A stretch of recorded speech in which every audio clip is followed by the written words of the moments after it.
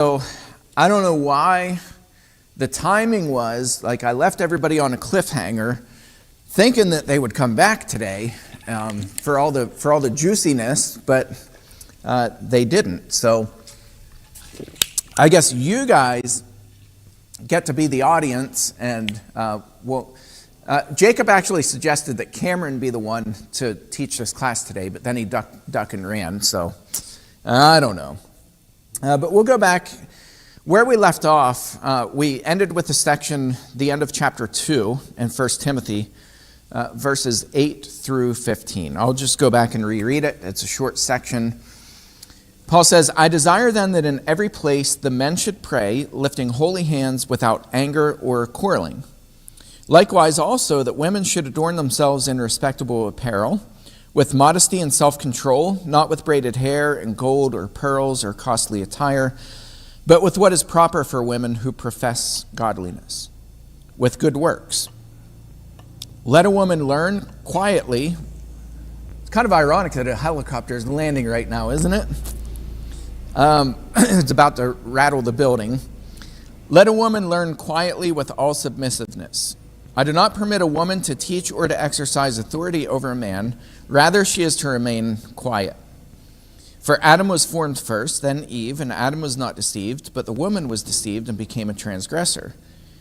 Yet she will be saved through childbearing if they continue in faith and love and holiness with self-control." All right, so I kind of grew up on this passage along with a couple others to say that women were not permitted to teach in a capacity, and we typically within the Restoration churches, and this, believe it or not, was a fairly recent shift, like right around the early 1900s, where women would be able to teach children, and both mixed, male and female, until the males were baptized. And then once the males were baptized, I was brought up that all of a sudden there was a shift, and then she was not able to teach because I guess he was a man, was the reasoning. I never really heard a solid argument for that, but it was one of those that was just kind of taught as gospel fact, and you didn't question it because the Bible says. So then you kind of grow up and you learn to read the scriptures, and you realize a lot of the problems with some of our theology. And in this passage, the big issue is that Paul's quietness, and all of this stuff is contextual, right? There are issues going on, especially in Ephesus where Timothy is located. And most often, the letters that Paul's writing, they really shift to address issues that were going on in the church, in the culture. The Greco-Roman culture really honored women who were not bossy, loud, aggressive, mean-spirited. And so Paul really is calling people, interestingly, calling them back to the Greco-Roman culture. A lot of times, Christians were called to be like polar opposite of culture. But sometimes culture really aligned with Christian values. And this is a case where it actually was honorable for women to not be domineering and to not be obnoxious and loud. And, kind of think of the feminist movement in the United States. In recent years, what are some of the outcroppings of that? What are some of the results of the hard? And I'm not talking like feminism in general, like hardcore feminism. They burn their bras. Burning the bras, yep. Wanting equal pay for equal work. Yep, demanding equal whatever man wants, they want the same. Yep. And why shouldn't it be that? How do they typically go about, besides for burning bras, how are extreme feminists typically, how do they get their point across? Protest. Yeah, protests, yelling, screaming, shouting, spitting, cursing, like the more vulgar the better kind of thing. Nothing else works. Yeah, you remember the whole pink hat fiasco? we can't call it what it really was called by them, but the whole pink hat movement was just so bizarre. And so to me, when you ask that question, the result, I mean, not across the board, but in some ways, or at least for certain people in society, was a demeaning of the traditional role of the woman in the family. yeah, That was what they were shooting to do anyway. yeah. Basically say that's not really what a woman's for. Yeah. What she should desire. Yeah, and that's really interesting. Like, and it's so weird that that's even controversial, because we are wired differently. And Mike Rowe is one who, like, he's pointed that out too. He's like, we have all these jobs, and people scream fair, equal pay and fair jobs, and there's nothing that we can't do that men do, that kind of thing. And he's like, then where are you in these fields that are dominated by men? Like dirty jobs, out in the oil fields. Like, it is hard. Like, you worked out there. It's a rough life, and that's not even one of the dirtiest jobs.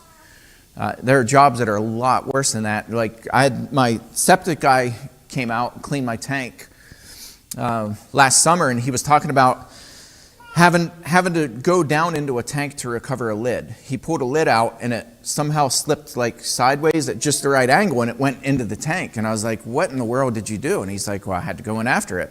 So he's like, I basically tied a rope and had to get another guy, had another worker come out, and so he lowered me down in. He's like, I had to go down and recover it. Sounds like a crappy situation. Yeah, that was definitely a crappy situation. But you know what I mean? Like, Mike Rowe made the point, there's a reason why some of these jobs are dominated by one sex and other jobs are dominated by another. And that's okay. Like, that's perfectly okay. But, Paul's point here is, one, like, don't dramatically shift away from traditional values. Right, yeah. And Ephesus, right. Yeah, definitely Corinth. So the issue is not teaching. The issue is the manner in which women were instructed to not teach, which was abrasive, loud, domineering. So I want to talk about this word for quiet, because I mentioned it briefly last week, but the word used here does not mean quiet as in vocally quiet. It's the word used is hesukia, and it means, the definition is quietness, silence, tranquility.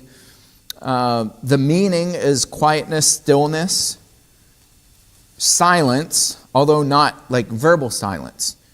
So the word origin, some of the background, it refers to a state of quietness or tranquility, often in the context of demeanor or lifestyle. It implies a peaceful and calm disposition, free from disturbance or agitation. This term is used to describe both an external quietness and an internal peace of mind. In the Greco-Roman world, the concept of hesukia was valued as a virtue. So again, Paul's pointing to what the Greco-Roman culture admired, and that was women who were, they were calm in nature. They weren't overbearing and talking over people and being obnoxious and like all the things that Brent mentioned. Like in Corinth, it was the speaking out of turn, and somebody's prophesying and somebody else is like cutting in line, and it's like a complete chaos. And Paul said there's no place for that in the Lord's church. So it's self-control. It was seen as an ideal state for philosophers and those seeking wisdom. In the Jewish context, quietness was also esteemed, particularly in relation to one's conduct and speech, reflecting a life of order and godliness. All right, so that's the sense of that word. It doesn't mean to remain quiet, as in physically silent. In fact, the word for that, there is a word for that, and the word is sige, and it's used. Let's see, what's a good example? Acts. I want to say it's like Acts 21:40.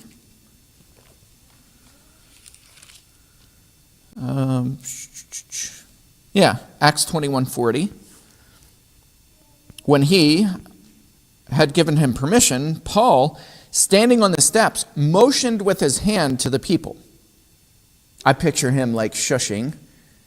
I don't know what the motion was for shush, but Paul motions with his hand, and when there was a great hush, sige, that's the word that's used. When there was a great silence, he addressed them in the Hebrew language. So this is a physical silence.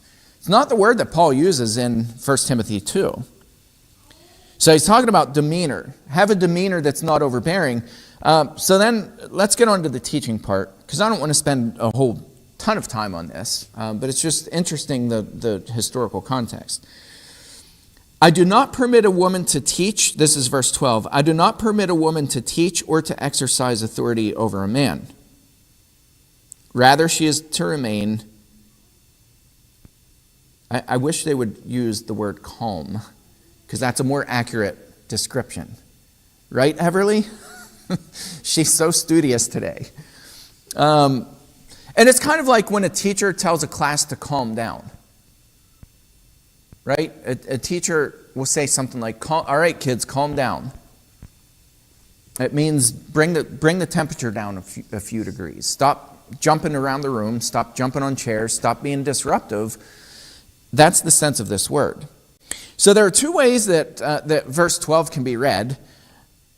One is this way. I do not permit a woman to teach, comma, or to exercise authority over a man. So I do not permit a woman to teach, and I do not permit a woman to have authority over a man. There's another way to read that, which is no comma, I do not permit a woman to teach or to exercise authority over a man. In other words, I do not permit a woman to teach over a man or to exercise authority over a man. Now, I heard a commentary the other day. What about Priscilla? Didn't she teach? yeah, right. Yeah, her and her husband. Mm-hmm.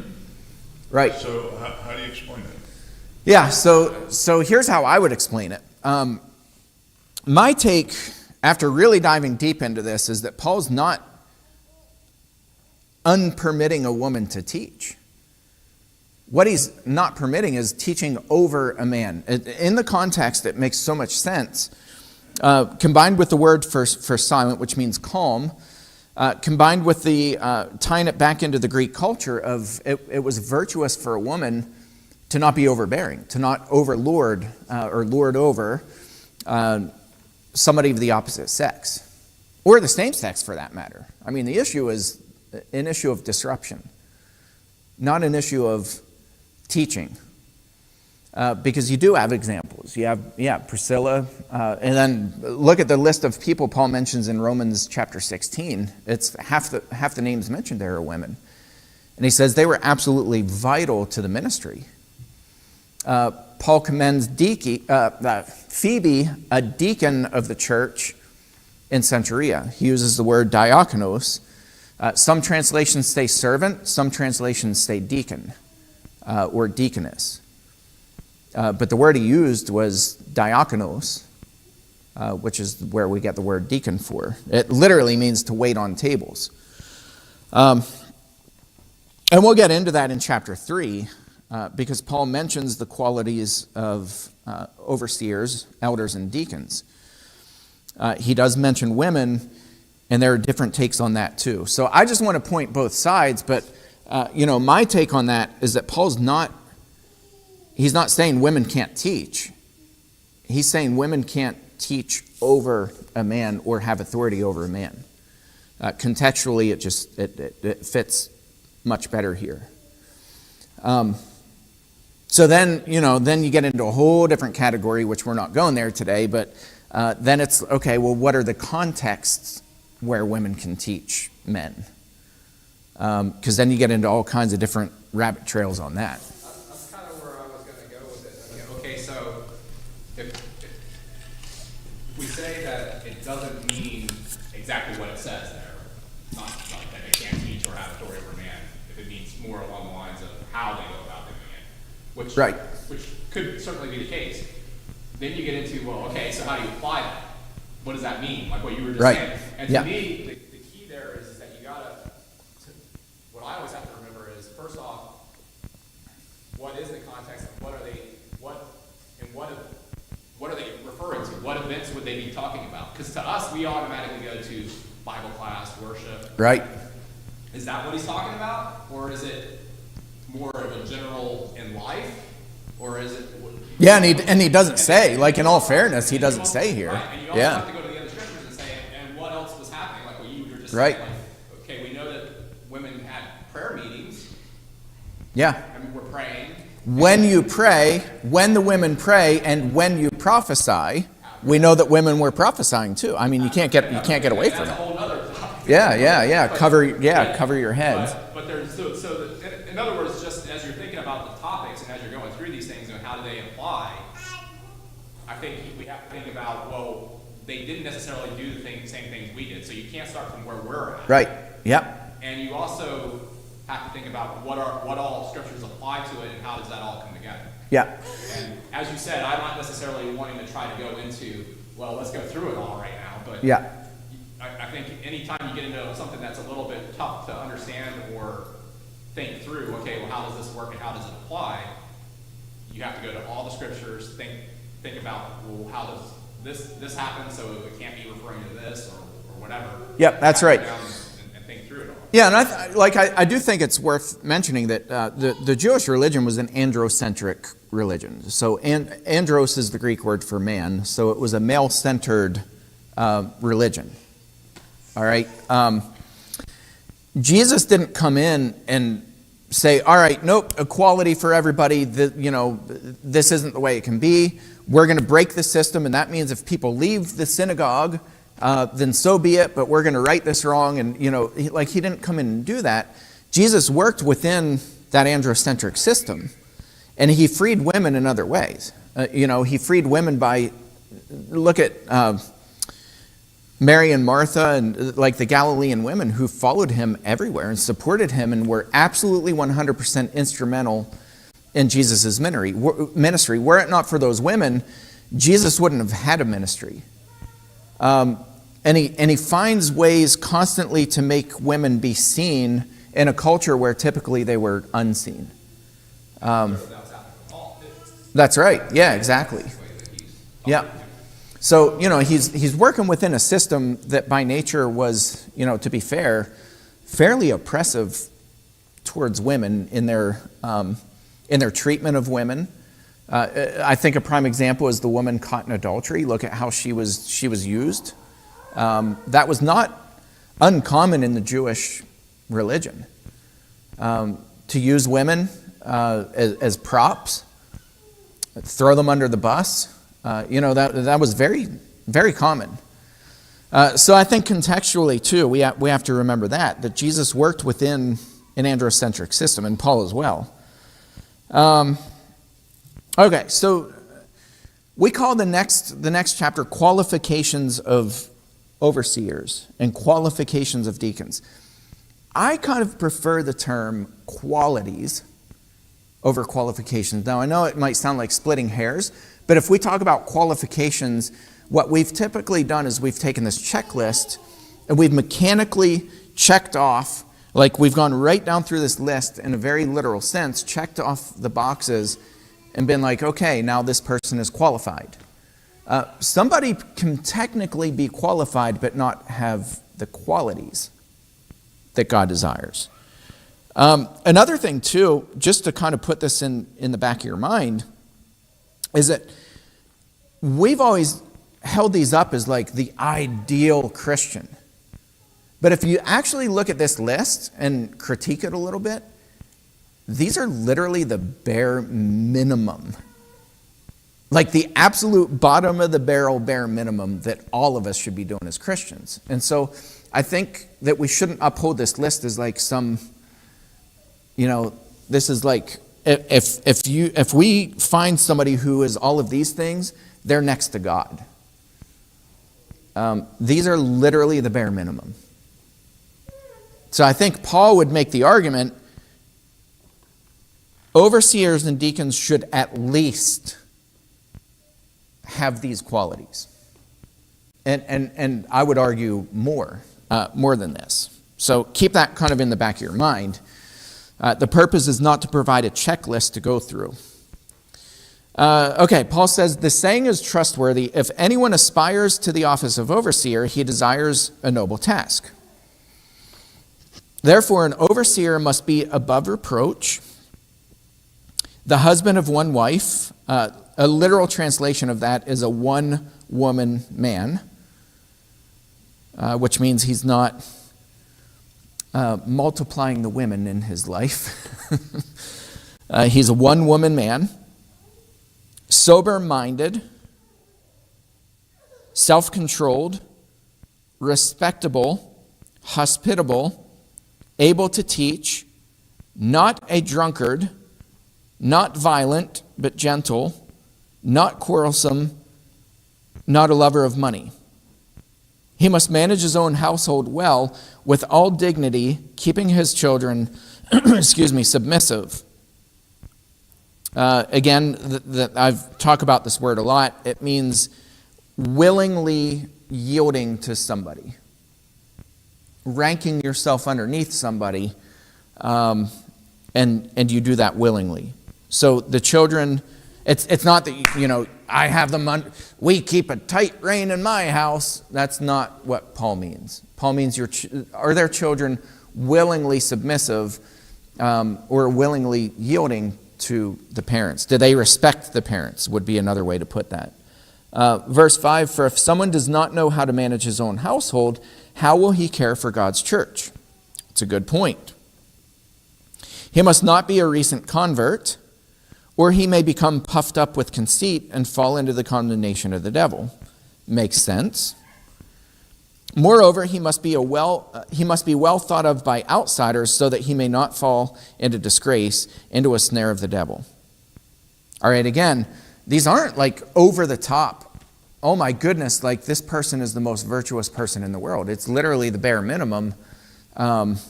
Where Paul's saying somebody who's an overseer ought to at least have these qualities.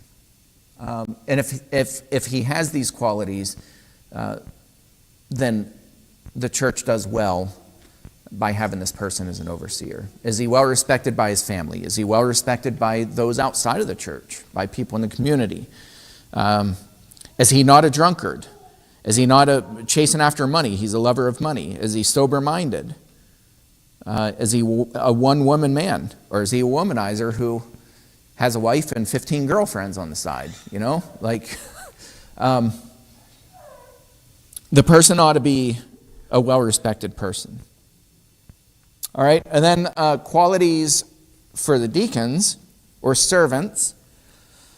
Deacons likewise must be dignified, not double-tongued, not addicted to much wine. This always kind of makes me giggle a little bit inside, because there's that argument back in the day, and the really legalistic argument that they did not use fermented wine. They couldn't even fathom using fermented wine in the Bible. Among Christians, they didn't even name fermented wine. There's a problem with that, because right here, it says that deacons should not be addicted to polos oinos, much wine, a lot of wine. If this is unfermented, non-alcoholic grape juice, how do you get addicted to a lot of grape juice? I never had a grape juice addiction either. I never met anybody with a grape juice addiction. So very clearly, this is fermented wine. He's not forbidding wine altogether. The forbidden is polosoinos, much wine. It's the addiction to the wine. Culturally, we have a hard time with that because culturally in America, especially after the Prohibitionist Act of 1919, we took that to an extreme. And there's a lot of history why that took place. And it had to do among Christianity. Dr. Welch, by the way, became a very wealthy man by capitalizing on this whole notion that Christians should not be drunkards, that if you even touch an alcoholic beverage to your lips, you're sinning and therefore guilty of sin and also damnation. Dr. Welch was a genius who capitalized on that. He created a non-fermented grape juice, and who do you think he marketed that to? I'll give you a hint. It was not the general public. Who were his seller or his purchasers who he marketed to? Grape juice of the addicts. Yeah, that's right. The grape juice addicts of the church. He went around literally on a campaign marketing trail, and he marketed Dr. Welch's grape juice for communion to churches. Made a fortune. Made an absolute fortune.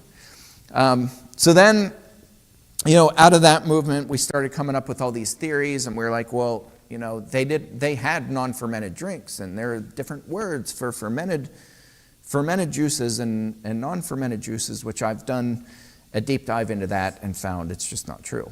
Well, it's just pretty simple whenever you just go to what Jesus did at the wedding, like turning water into wine, and then Right. they're like, well, usually you save the good stuff till later, or you Right, use the good till stuff they till don't notice, yeah, wink, then bring wink. out the Yeah, best stuff yeah. Because they don't notice, like, well, Right. okay, so you don't notice grape juice, the taste of grape, what's it talking? Right. It doesn't make any sense. Yeah. So, it's just kind of interesting. But, the point is, don't be a drunkard. Don't go around and drink like, I know Christians that their policy is, if they do drink, they would never drink in front of other people because of the perception of what it looks like. And, it's probably a good policy that if you have one drink, people make assumptions. And they're like, oh my goodness, like Jacob's a lush. Some people who I know personally, they choose that if they drink in extreme moderation, not to get drunk. They believe that's not sinful. I would agree. But they make the decision to not drink in front of other people because it just doesn't look good. It never serves any good godly purpose. Not greedy. This is also verse 8. Not greedy for dishonest gain. They must hold the mystery of the faith with a clear conscience, and let them also be tested first. Then let them serve as deacons if they prove themselves blameless. Paul doesn't mean sinless, just to clear that up. He's talking about in these things, let them be tested. All right, do they have self-control? Do they maintain their alcohol content? Are they not double-tongued? Are they not greedy? Like, test them, and if they're blameless in these things, then cool. All right, controversial verse. Verse 11. Their wives. How many translations say their wives? I'm reading from the ESV. What does yours say? Women. Okay. What's the note say?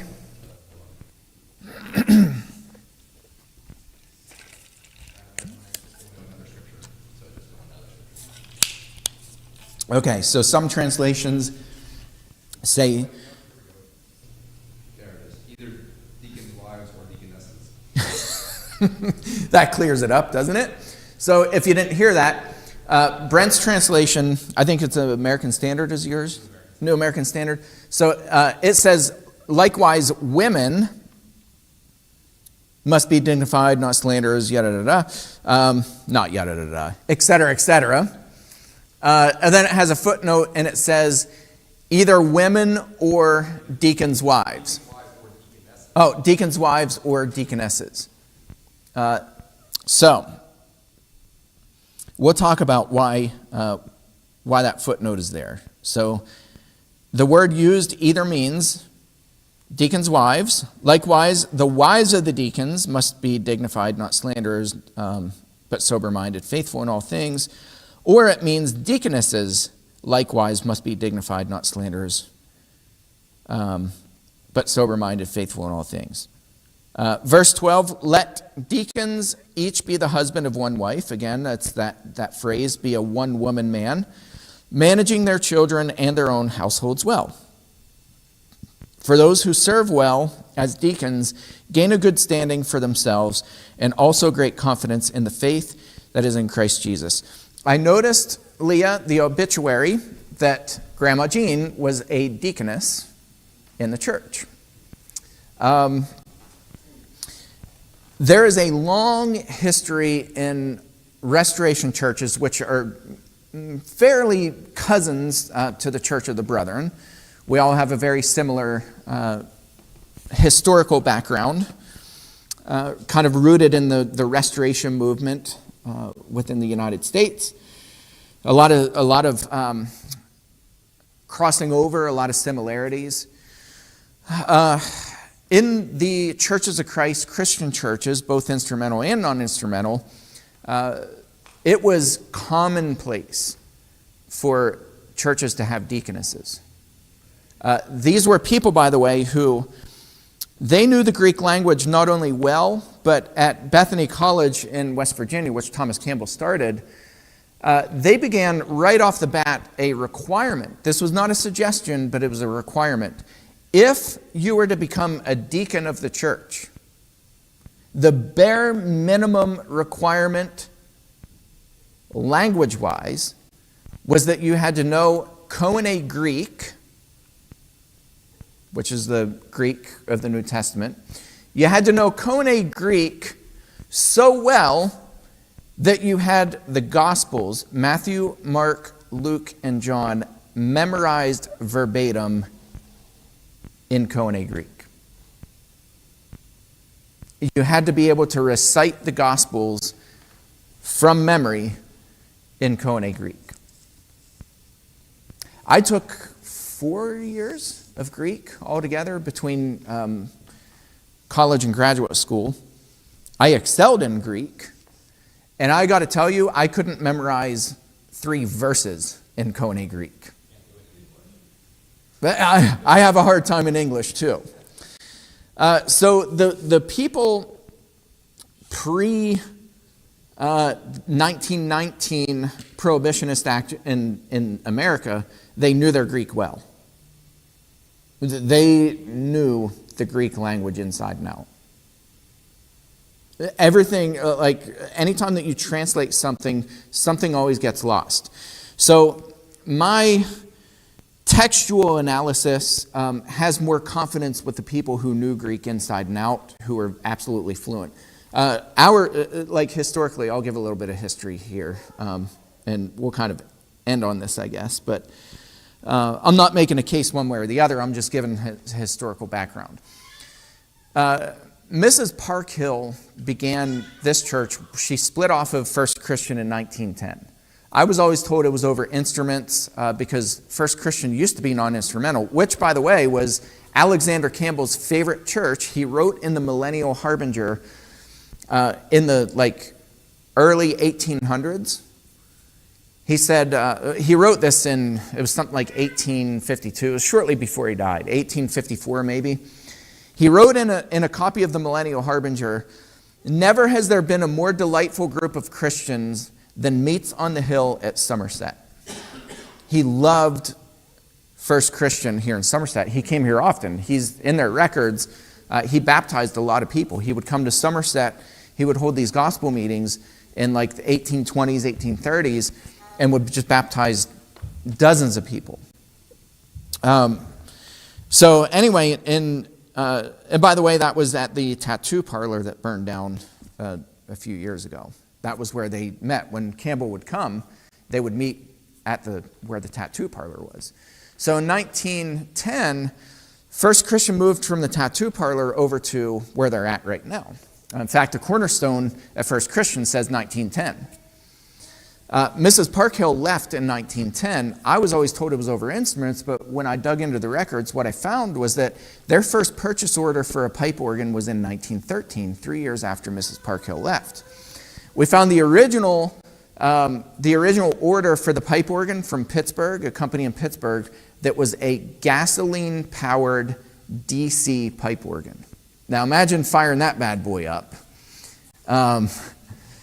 You have that loud, obnoxious gasoline engine, and you have to fire that up to run your DC-powered pipe organ. So what the heck did she leave for? So in 1910, she left because there was a land dispute over the building. So there was something in the deed that was written up, by the way, by Jeremiah Sullivan Black, who was baptized by Campbell in Bethany. He drove the horse and buggy to Bethany because one night he got it in his mind. He's like, I got to get baptized. I got to do it right now. So he drove, and on the way out, he had his wife and kids.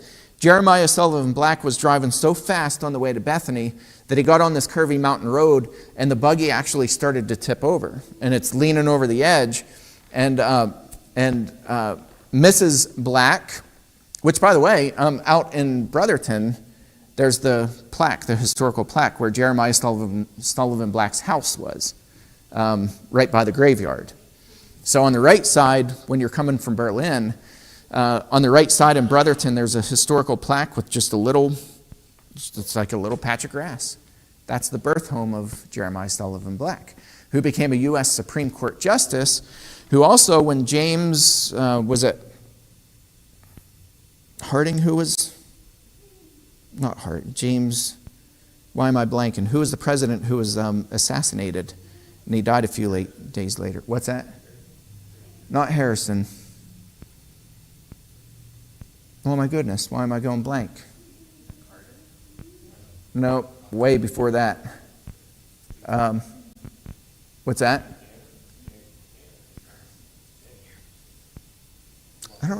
Now I'm going blank on this. Anyway, when the president was assassinated, he called to Somerset for Jeremiah Sullivan Black. And Jeremiah Sullivan Black went out by horse and buggy. Of course, cars didn't exist. He goes out to D.C. By the time he gets out there, I want to say that the president died like right about the time he arrived. But anyway, he called to Somerset so there's a lot of history here in Somerset. So anyway, Mrs. Parkhill gets mad at First Christian because of this land dispute, because of the deed that Jeremiah Sullivan Black wrote up that had a mistake in it. So they sold the property to her, then they unsold the property to her. Well, she was a hothead. And Sarah Moss used to talk about this because she knew Mrs. Parkhill when she was a little girl. And Mrs. Parkhill had a potty mouth and a violent temper. And so Mrs. Parkhill was very wealthy, so she leaves First Christian. She's going to show them. So she starts the Church of Christ in her living room, which is the house right across from Somerset Floral. And then eventually they grow. They go to the courthouse, and then in 1916 she builds this building. The first person to preach when this building was dedicated in December of 1916 was Daniel Stummer, who was very famous in the Restoration movement. Daniel Stummer wrote in our meeting notes, well, he didn't write them in the notes, but in our meeting notes, the very first sermon that he preached, he said, "At the Somerset Church of Christ, we dedicate this building, and after worship today, we'll have a meeting and we will elect our deacons and deaconesses." For whatever reason, I can't find in the meeting notes after that we had deaconesses that were elected.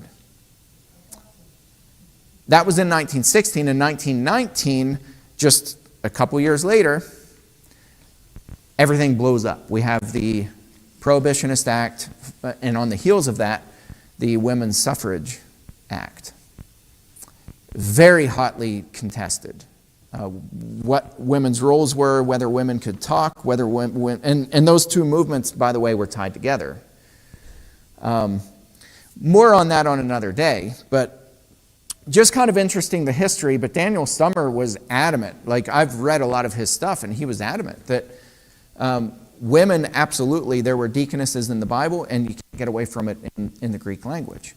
And he points to Phoebe as well, who Paul calls a deaconess of the church in Centuria. So anyway, take that as you will, but I just find that history kind of interesting. And then Irvin Woodrow, Pop Woodrow, comes in. I have the thing here, though it doesn't say when he came here, but he came in 1920, the year of the women's suffrage. And he was a staunch, like, women sit and remain silent, period. And that culture has kind of stuck with this congregation. So we are products of culture, oftentimes more than products of Scripture. So it's just kind of interesting. And again, I'm not making a case one way or the other. I'm just pointing out that historically there is an ebb and a flow to this. It's not like, ever since the first century, it was never even a thought to have women deaconesses. There's a reason why some translations say women, which, by the way, the Greek language says likewise women. It does not say the women of the men, which is how they would have said wives.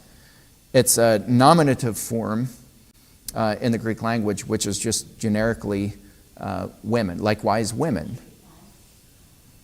So anyway, a little bit of historical background, and we'll leave you on a little bit of a cliffhanger. If you want to talk about it more next week, we certainly can. But the point was not to make an argument one way or another, but just to give some of the background for these scriptures. All right, we'll stop there and see you guys in a few minutes.